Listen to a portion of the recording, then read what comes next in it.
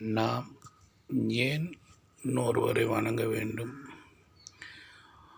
கல் வடிவிலான தெய்வங்களை வணங்க வேண்டும், மரத்திலான வடிவங்களை வணங்க வேண்டும், சமாதிகளை வணங்க வேண்டும் என்பதை நன்கு உற்று கவனித்தோம் என்றால் அதிலிருந்து நமக்கு தெரிவது என்னவென்றால், இன்னொரு மூலமாக நமக்கு சக்தியில் பிறக்கும். சக்தி என்பது என்ன? சக்தி என்ற நற்குணங்கள். இவர் எதனாலே நாம் வணங்குகின்றோம்? இவரை பற்றி நம்மளுக்கு என்ன சொல்லியிருக்கிறார்கள்? இந்த சமாதிகளை பற்றி என்ன சொல்லியிருக்கிறார்கள்? சித்தர்களை பற்றி என்ன சொல்லியிருக்கிறார்கள்? மற்ற உயிர்களை பற்றி என்ன சொல்லியிருக்கிறார்கள் என்று யோசித்தோம்னா, ஒன்றுக்கொன்று உதவியாக மாற்றி மாற்றி நாம் உதவி செய்து கொள்கின்றோம். நேரடியாக பேசிக்கொள்கின்ற பொழுது நமக்கு தேவையானது அவரிடமிருந்து கிடைக்குமாயின் நாம் சந்தோஷம் கொள்கின்றோம். கிடைக்கவில்லை எனில் அவருடைய ஆசீர்வாதத்தில் நாம் சந்தோஷமாக இருக்க வேண்டும் என்று நம்பிக்கொள்கிறோம். நம்மிடம் எதிர்கேள்விகள் கேட்காது. உன் வாழ்க்கைக்கு தேவையான விஷயங்கள் நீயே கற்றுணர்ந்து நல்வழிப்பட்டு உண்பதும் உறங்குவதும் எச்செயலா என்பது அறிந்து தொழுது வணங்க வேண்டும் என்பதற்காகத்தான் சிறு வயது முதல் பள்ளிக்கூடங்களிலும் நம் ஊர்களிலும் பழக்க வழக்கங்களிலும் அலுவலகங்களிலும் ஒருவருக்கொருவர் வணங்கிக் கொள்ள நம்மை கற்றுக் கொடுத்திருக்கிறார்கள். அது ஒருவருக்கொருவர் மனநிலையை பொறுத்திருக்கின்றது. நாம் அவருக்கும் நம்மளுக்கும் உள்ள சந்தோஷமான உறவுகளை வைத்துத்தான் வணங்கிக் கொள்கின்றோம். இல்லையெனில் நாம் வணங்குவதை விட்டு விடுகின்றோம். அதுபோல தான் பிற மதங்கள், பிற சாதிகள், பிற நம்மளுடைய பழக்க வழக்கங்கள் ஒன்றாக இருக்கிறது. எதனால்?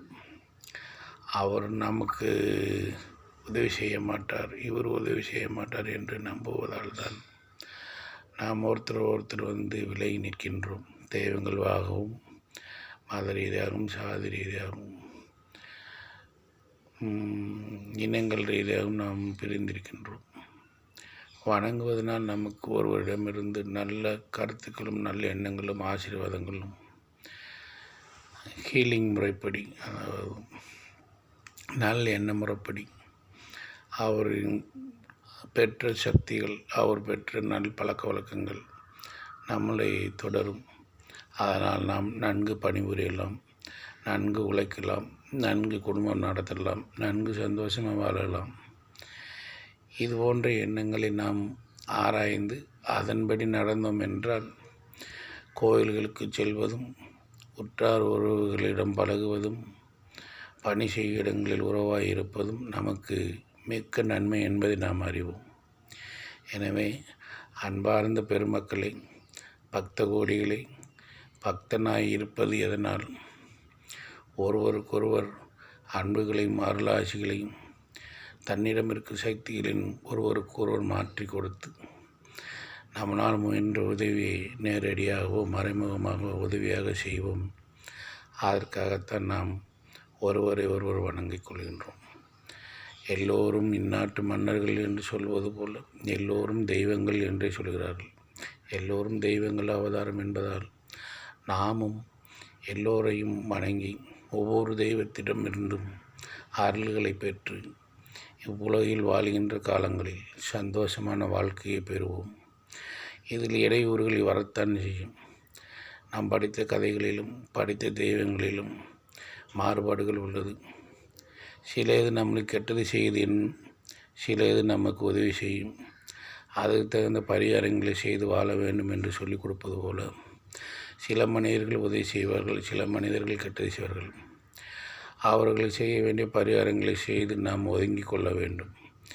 இல்லையே வணங்குவதை நிறுத்தி கொள்ள வேண்டும். அவரிடம் அன்பை எதிர்பார்க்காது.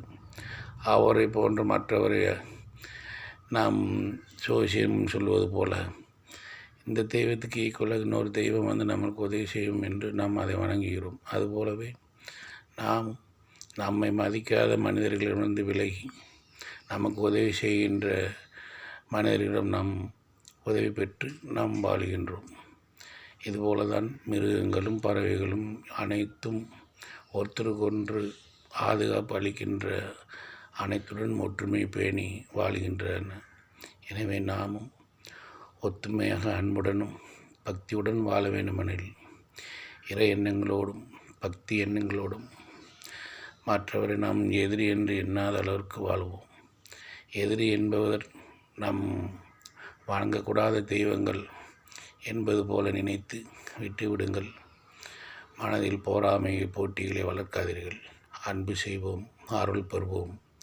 அகிலத்தில் வாழும் காலம் முழுதும் இன்பமாய் வாழ்வோம்.